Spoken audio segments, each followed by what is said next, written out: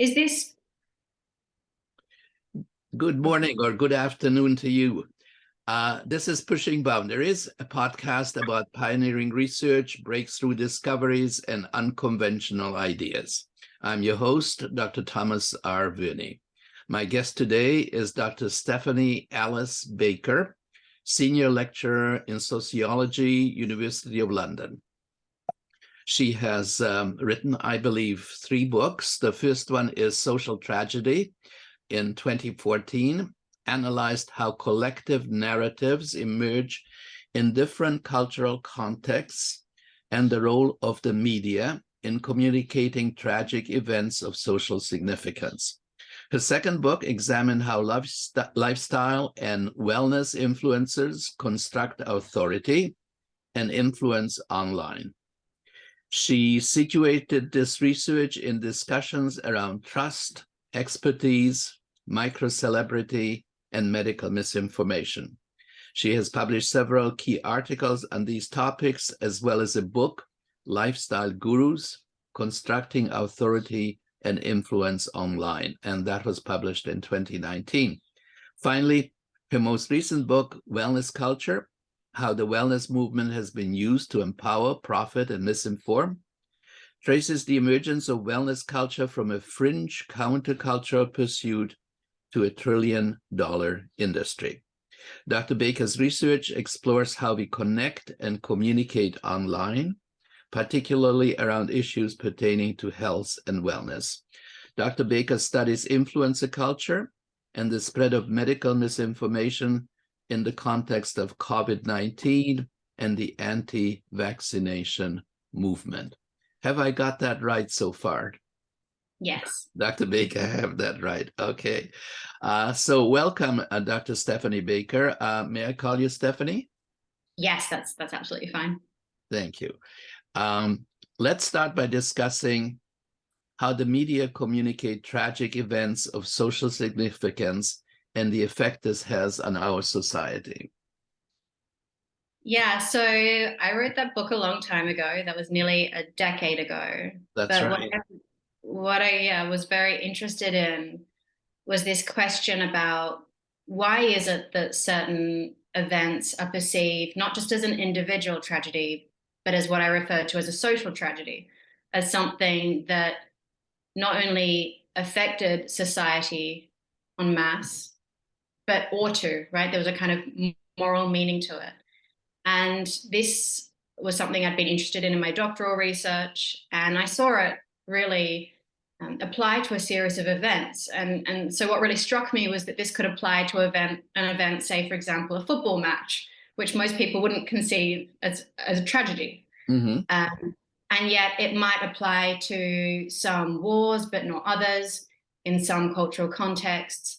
I also looked at humanitarian issues like Coney 2020 and a series of other events. And so what I was really interested in there was not this essentialist definition of what was a social tragedy, but how did the media, together with kind of cultural values, promote a tragedy? Who were deemed to be tragic victims and why? And then I just looked at a series of case studies and analyzed that. So what is your definition of tragic? So a tragedy was really looking at an unfortunate situation. And so as part of that, it should be something that is not expected. So for example, if you had a young child who was 3 years of age that died, most people would refer to that as a tragedy. But if somebody lived to 105 and they lived a rich, full life, you wouldn't often say that was a tragedy, right? You can still express grief. So there had to be this idea of misfortune, which I really took. It was not my idea. I really adopted Aristotle's understanding of tragedy there, and very much about this idea about misfortune, right? And it sort of happens through error, but it's more about ignorance and not really it's not contrived through some kind of wicked deed. And I used this genre, this understanding of tragedy, again, not on the kind of personal level. I wasn't so interested in that. I was much more interested in about this collective grief that people would feel. As I mentioned, sport, the death of Princess Diana, certain humanitarian issues and not others. And so it was really looking at how this genre was comprised through promoting certain people as victims of misfortune and not others. And my argument there, you've got to remember that this was largely written a decade ago. It was actually closer to 2010. Social media was really becoming this popular force at the time. So whereas some of the case studies that I was looking at were very much framed by the mainstream media, things like television and radio, the last 3 or so case studies that I looked at were very much shaped by social media. And that period of about 2010 to 2012 was when social media really shaped our understanding of a series of movements. And this was things like the Arab Spring. We had the English riots in 2011. There was the Anonymous movement, just to name a few. And so really what I was trying to understand in the book as well was how the media, and particularly social media, was contributing to what we perceived as tragic or not. And that's why Coney 2012, that humanitarian initiative, was an interesting case study there too. Mm-hmm. Yes. So talking about the social media, you have also written about influencers, lifestyle and wellness influencers. So who are these people and how did they become so influential? Yeah, so when we think about an influencer, and when we use the word influencer today, often what we mean is a social media influencer. And that is somebody who has achieved a degree of fame online. So primarily using social media, but even prior to the mainstream social media platforms that we know of, it could be things such as blogging, right, and other various online platforms. But the real distinction is between a social media influencer and, say, for example, a traditional celebrity who relies on the mainstream media for their fame. So that could be film, television, radio. Right. And what's important here is not just the medium through which they achieve a degree of fame, but it's how that medium actually shapes our impression of these people and the ways in which we relate to them. And so just to give you a clear example of this, when an influencer achieves fame online, often what they'll describe themselves as is authentic. I'm so authentic. And this adjective is really important because in describing themselves in this way, what they're actually doing is distinguishing themselves from, say, a manufactured celebrity, right? They're indicating that they're more real, they're more genuine. And as a byproduct, you can trust them more, right? It establishes this degree of intimacy. Now, by achieving fame on social media as well, they also seem much more accessible than, say, a mainstream celebrity who is mediated by managers and agents and various producers or assistants. And one way in which this impression, because it is an impression of accessibility, is maintained is this idea that we're all sharing the same platform, that I could send somebody who's an influencer a direct message on social media, and the chances are they probably wouldn't reply. But what it does is give this impression, again, that they are accessible, that they're within reach, and it limits the distance between the influencer who has fame and, say, the individual who follows them. And the third aspect, which is really important to an influencer, is this idea of autonomy. And autonomy is this impression of being outside of the system. So whereas a traditional celebrity very much relies on not just a certain medium to achieve a degree of fame, but they also do rely on agents, producers, directors to make them well known, right? To give them a degree of fame. An influencer actually highlights that they're autonomous from this system, right? And this idea of being self-made, of being ordinary and just like you. And again, this is important because it establishes a degree of intimacy, but also because many of the influencers that we see online and possibly follow online are actually selling us something. And we know that we're much more likely to trust people who we perceive to be just like us. And so an influencer is actually very profitable if they can appear not just authentic and accessible, but also autonomous. Well, that's fantastic. That's the best explanation I have ever heard, and makes a lot of sense. Thank you. That was just great. So, looking then at your work as of today, all your books and papers seem to address current social problems. So, what, in your opinion, is the most significant problem facing our society today? Wow, that's a big question. That's a big one. Yes, take your time. I mean, I have to first of all preface it by saying that even though I would describe myself as a sociologist, what I study is a very particular area of sociology. So I do primarily focus on health and wellness communities, and both how communities form and communicate, in this domain, but also the problems regarding, health and wellness. So that would be things like mis and disinformation and conspiracy theories. So I feel as though my research is very much skewed towards those areas, and I'm much more cognizant of the issues there than the broader issues.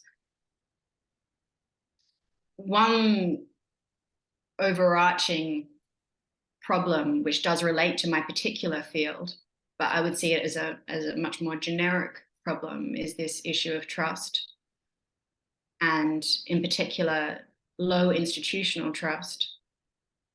And I do see this as an issue for many reasons, not least of which are the kind of byproduct of polarization and skepticism and doubt and division that the erosion of trust basically fuels. And I think particularly when we look at developments like AI, which is not something that I study, but obviously is very important and will be increasingly important, this low institutional trust will increasingly become an issue, especially as mis and disinformation scales as a result of AI. So I think low trust would be something essential, because even when I go back to the research that I conducted over a decade ago, you really can look at trust as the glue that not only binds individuals together, but binds a society together, or can tear people apart. That would be one, absolutely. I think equality is another huge issue, and I don't feel as though I study it closely enough at a general level to really feel as though I have any good solutions to the problem. I can only understand it in relation to my own work in a very particular domain. But I do think the increasing inequality that we see and will continue to see is a huge problem, especially when people feel disenfranchised. Right, right. You wrote another paper last year with Dr. Walsh, which was called A Mother's Intuition. It's real, and we have to believe in it. How the maternal is used to promote vaccine refusal on Instagram. Can you tell us a little bit about that? Yeah, so we wrote a paper in which we were analyzing a series of anti-vaccine advocates, very prominent anti-vaccine advocates. And we were really looking at the strategies they use to encourage vaccine refusal. And we identified three. And this was after looking at all of their social media profiles, cross-platform. So this would be Facebook, Instagram, and then settling finally mostly on Instagram. But we identified three very common strategies they would use to target mothers and encourage them not to vaccinate their children. So the first one was this trope of the protective mother. And it was this idea that mother's role in life really was to protect their child first and foremost. And interestingly, you would assume that that would actually be the role of a mother or father or whoever the caregivers are. But it was very much in the context of the anti-vaccination movement, and these influences in particular, framed as a type of maternal duty. The other one was very much this idea about the intuitive mother. And here it was not just this idea that we must trust mothers or that we must trust a mother's intuition. It was this idea that a mother's intuition is opposed to this idea about medical expertise or scientific expertise, which was quite interesting because I would say that the biggest advocate of this position was actually Andrew Wakefield, who was a practicing medical doctor. But the way in which he really built an audience and built a loyal online following was very much through aligning himself with mothers and with maternal intuition, and highlighting again that a mother's intuition was always right, which was very dangerous because we know that many mothers, not just vaccine hesitant mothers, are nervous about drugs or vaccines or Sure. any medication that they'll often give to their children. And so it's not that they totally, as influencers, have to refute medical facts. They just have to feed into people's worries and insecurities or intuitions, as they frame it, to build a sense of trust and galvanize the anti-vaccination movement. And the third one that we identified was this idea of the doting mother. And this was this idea about the mother as being playful and caring and loving, and again, really knowing what's best for her child. And what was interesting very much in these posts is that often you couldn't even identify upon first glance that they were anti-vaccine posts. Often it would be an influencer who was actually an anti-vaccine advocate posing with their child, and it would just look like a generic mother or daughter going out, for a play date together or celebrating a birthday. And it wasn't unless you knew to look in the hashtags, often buried within the hashtags, that you would see acronyms for anti-vaccine causes. So that was really what we identified there. Again, these three common tropes that these prominent anti-vaccine influencers use to build a loyal following and really encourage vaccine refusal. And the impetus there was actually Andrew Wakefield, because what he did so convincingly was not only align himself with mothers and, again, maternal intuition, but he would actually share posts which he alleged were from mothers who had lost children to vaccine injury and regretted it. And so a lot of what he shared, as well as others, were first-hand accounts in the form of letters or sometimes videos, but mostly letters, where mothers would address either current mothers or expectant moms, and they would literally write, "Dear expectant mom." And they would be expressing not only the importance of not vaccinating their children, but it would be framed very much through this lens of regret. Right? I trusted the doctors, I vaccinated my child, now they're either injured or dead, and I regret it. And if only I can impart this knowledge onto you so you don't make the same mistake. And of course, on the one hand, that's obviously very compelling for people. They see a handwritten letter, which, it was not uncommon. He was posting this sort of content several times a month.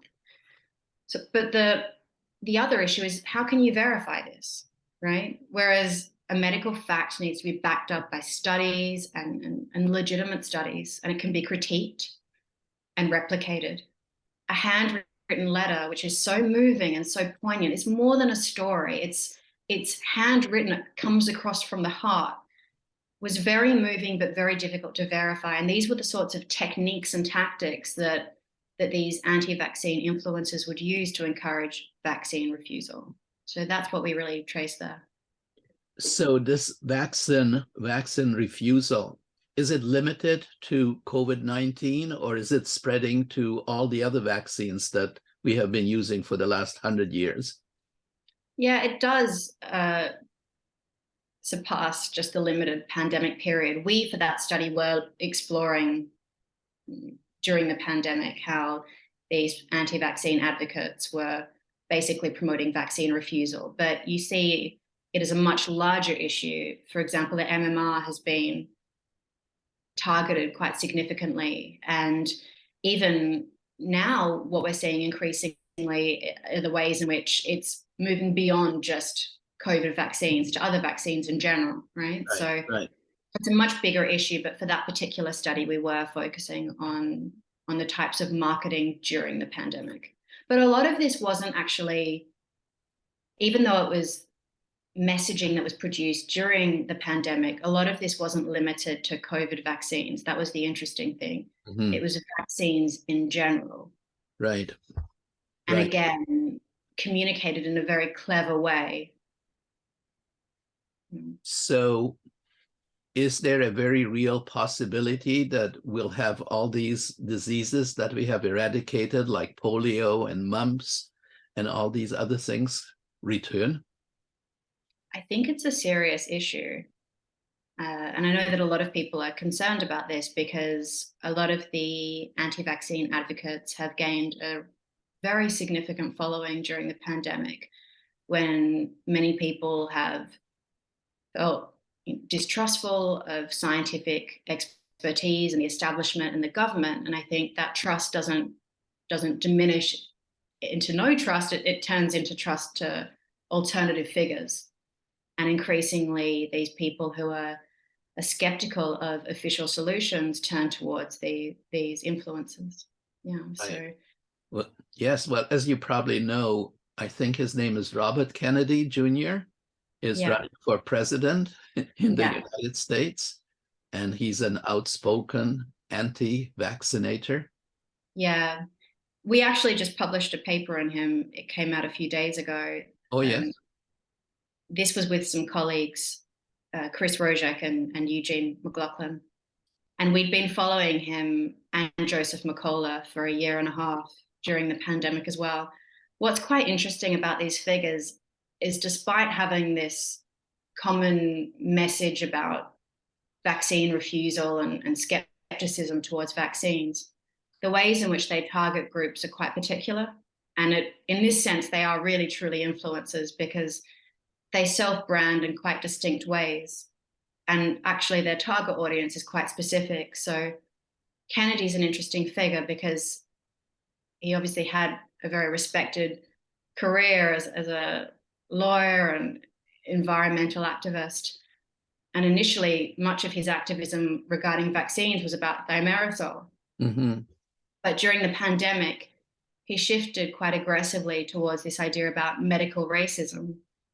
And a lot of attention was paid towards some comments where he described mandates and COVID measures to the Holocaust and the types of experiences. And he received a huge amount of criticism for that, and then started denying he was making those analogies. But actually, explicitly, his documentary, Medical Racism, described these vaccine measures as what he calls the new apartheid.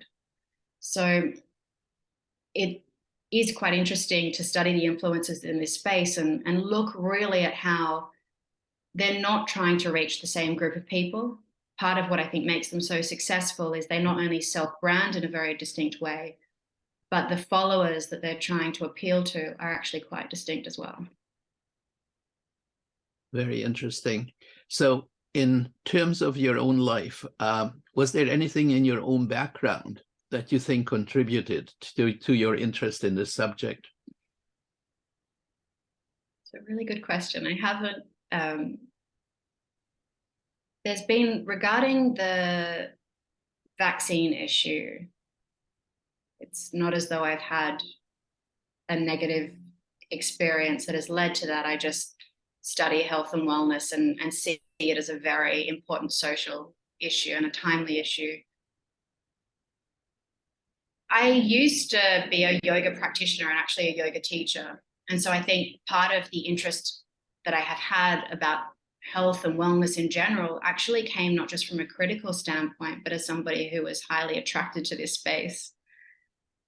And so initially, actually, before I even studied health and medical myths and disinformation and conspiracy theories, a lot of what I studied was how health and wellness was communicated online. And it was much more from a kind of curious point of view. Uh, Obviously, during the pandemic, the impetus, I think, for studying health and wellness, more specifically in the context of myths and disinformation, isn't from some personal issue that developed this conviction. It's more that I really saw it as a serious problem. My colleague Chris Rojek and I, actually back in 2015, I would say that the biggest reason that I landed on studying this space was because of the Belle Gibson scandal. I'm not sure if you know her. No, tell me about it. Yeah, so she was this influencer who, she was Australian, well, she is Australian. And back in about 2012, 13, 14, she built this online following on Instagram primarily, where she depicted herself as a cancer survivor who, against all odds, survived this very rare form of brain cancer. And she suggested that the way in which she had survived was very much through just this innocuous health and wellness advice. So living a plant-based diet, giving up caffeine, giving up meat and dairy. And it was those sorts of things. So nothing revolutionary, nothing that's significant. But actually what she did was post all of her journey online on Instagram. And she built this online following, which was quite big at the time. So it was about 200,000 followers, which now isn't the largest, but back in 2014 and 15 was a very large following. And her following was so large that she was developing an app with Apple. And she also had a book with Penguin Books. And it was a cookbook called The Whole Pantry. And in the foreword, she talks about how she used to take chemotherapy and it made her feel really sick. So she gave it up. And in place of chemotherapy, she adopted this plant-based diet and lived this so-called healthy life. And she was really rewarded. She didn't just achieve a degree of legitimacy through this book deal with Penguin, through this app she was developing with Apple, but she was winning awards from large media agencies and magazines. And people were saying, you're so courageous. And then in 2015, it all came crashing down because she was exposed as a fraud. And in fact, she never had cancer. And so Chris and I were really interested in this question. So much of the media focus at the time focused on her as an individual. And how is it that this individual did this? What's the psychology? Was she just evil, or was it mental illness? And so many of the headlines focused on that. And we actually thought that wasn't the interesting question. We thought the much more interesting question was, how could an individual who had no expertise, no medical training, develop a degree of influence and authority that rivaled doctors and scientists, and to achieve this high degree of trust and loyalty from her followers? And so that became really the basis of our article on Belle Gibson, and also our book Lifestyle Gurus, where we were inspired very much by this case, and then went on to write a book about these so-called lifestyle gurus.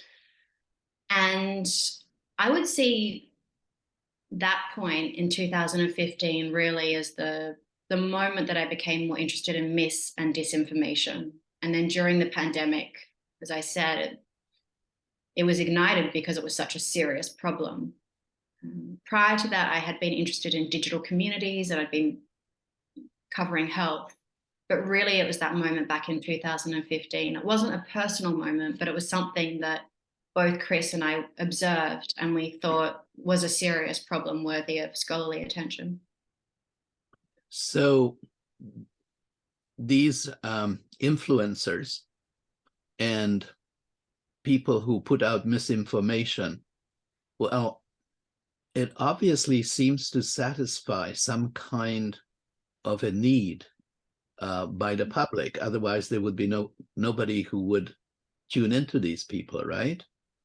So as a sociologist, what do you think is happening to our society that people are turning to, obviously, non-scientists for scientific information?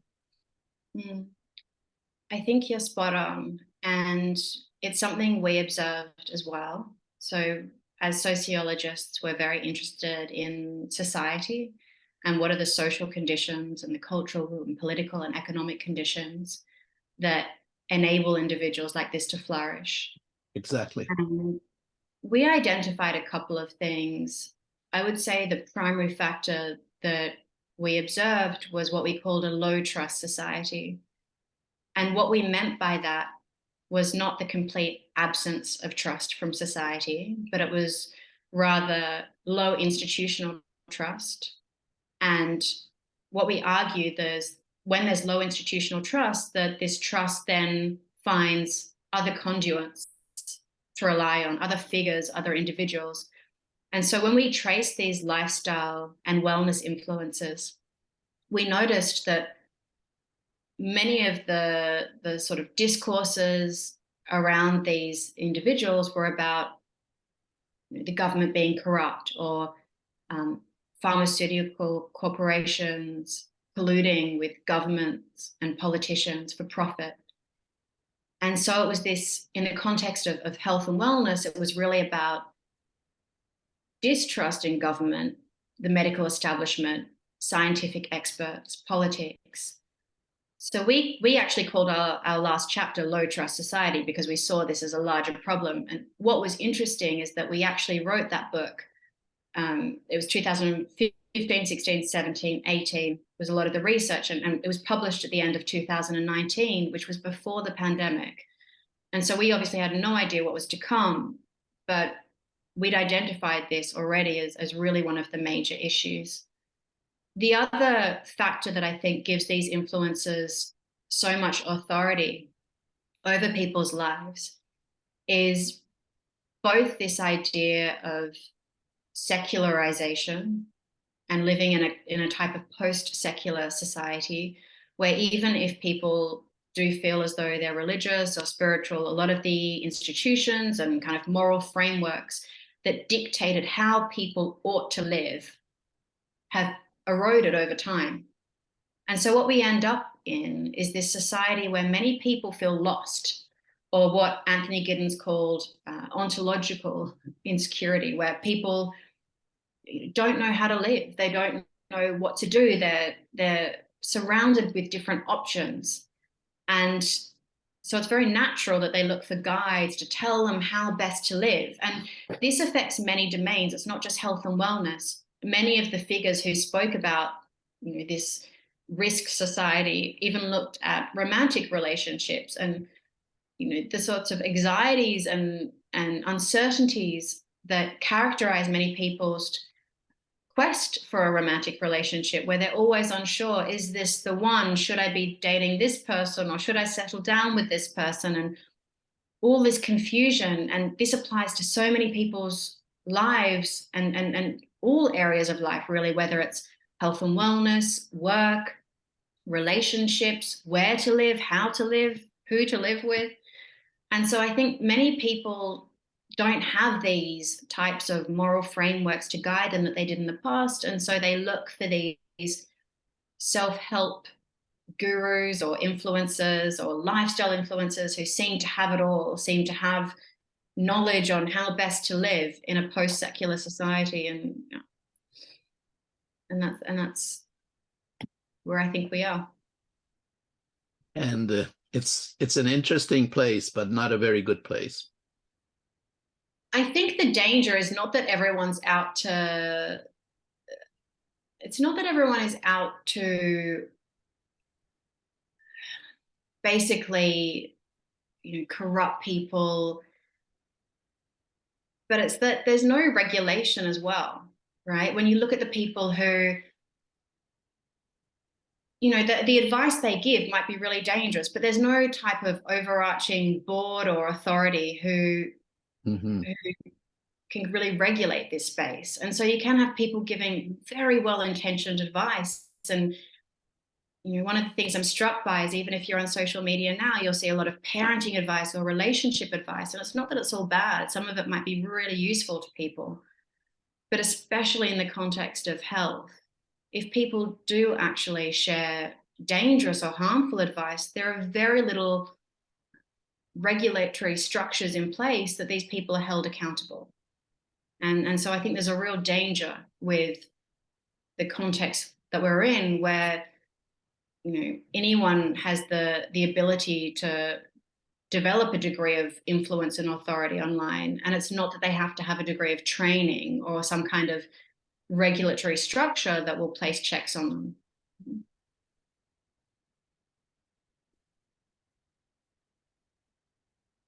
Sorry, hello?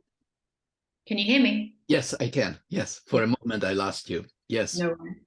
So in terms of your own life, can you think of 3 people who have made a substantial difference in your life, influenced you in a major way, for better or worse? Big question.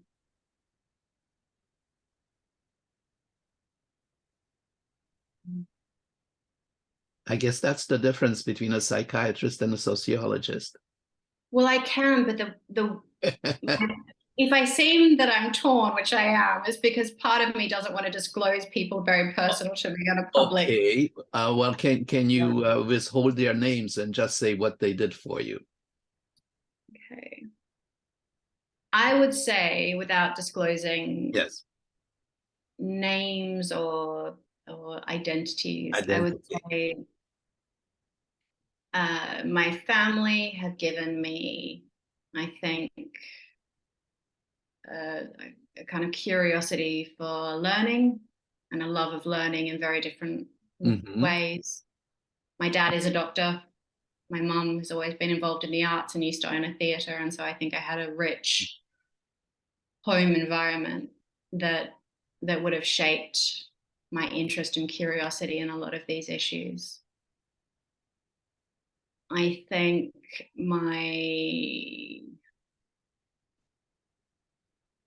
I've had a lot of mentors who I feel as though I've been guided by and shaped by, and who have been extremely generous.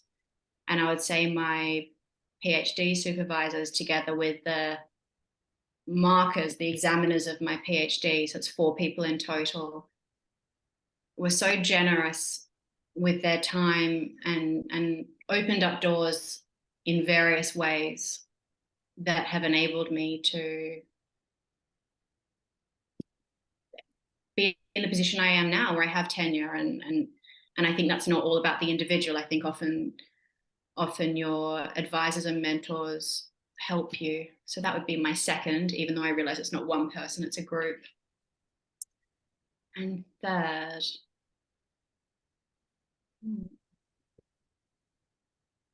this is tricky.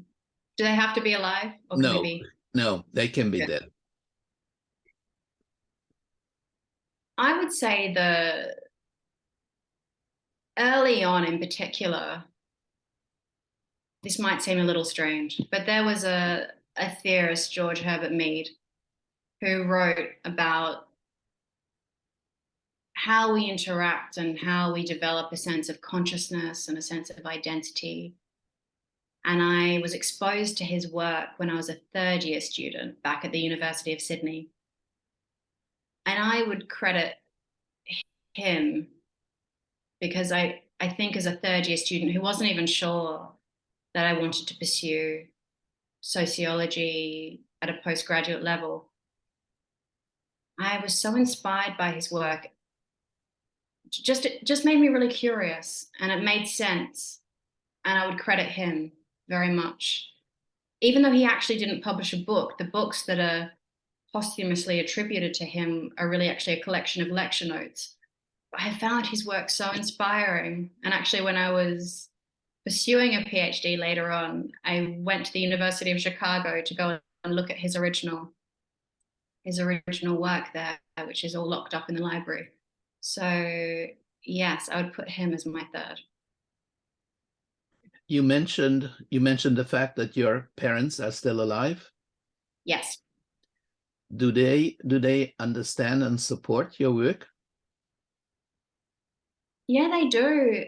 I mean, I'm not even sure that they read it, to be honest. I don't send them my work. I think in a way it's quite healthy because even though I think they've been so supportive of my studies and you continue to really encourage me and support me in what I do, I actually think having a life outside of academia is really important as well, and keeps you grounded and it just gives, I mean, it's not that it gives you a sense of balance, because I think at times life always feels imbalanced, but I think it provides a demarcation. And so, yeah, to be honest, I don't even think they have read my books or my articles, but they're very supportive and they're very encouraging and very loving. And I think that's all you can ask for from parents. Yes, Yeah. you're absolutely right. Are you a parent? I am a parent. And you have how many children? I have three 3 children. children. And how old are they? They are 7, 4, and 2. I see. All right. And what's next for you in terms of are you working on any books? I am working on a book, which is it's related to what I do, although it might seem otherwise. So it's actually on cults, and it's co-authored, so it's not just my book. It's going to be written with Eugene McLaughlin and Chris Rojek, who I wrote Lifestyle Gurus with. And the book is on cults, but it's not so much just about traditional cults or religious cults. Again, we're all sociologists. Eugene's a criminologist. And we're much more interested in these types of cultic dynamics, which characterize a lot of the online groups that we increasingly see online. And so what we're looking at will be, online radicalization and I think apply to a series of examples. So things such as the cult of the entrepreneur, or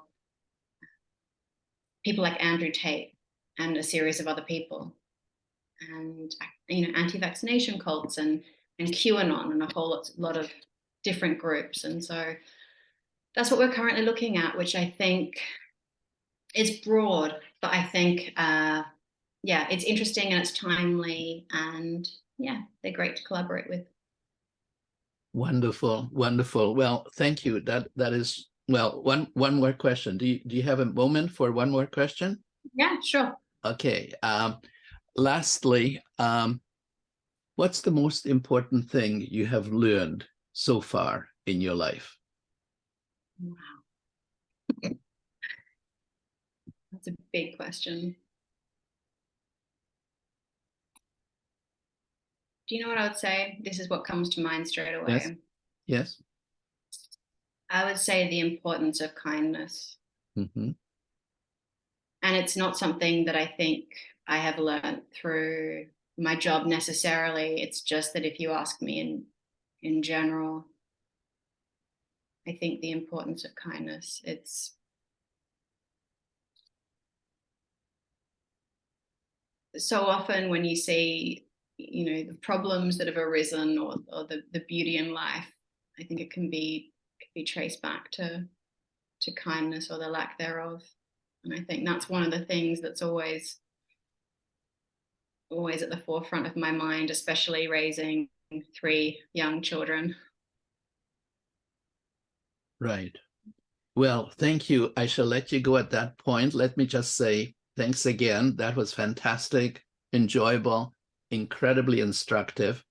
I look forward to reading the transcript, because you said so many really, really important things.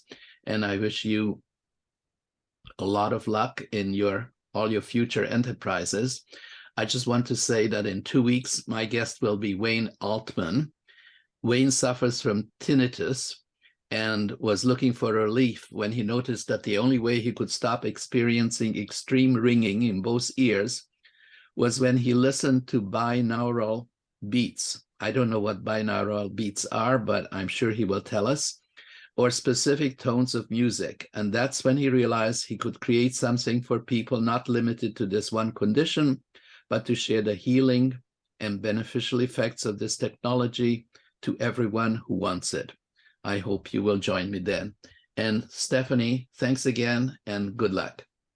Thank you. Bye-bye.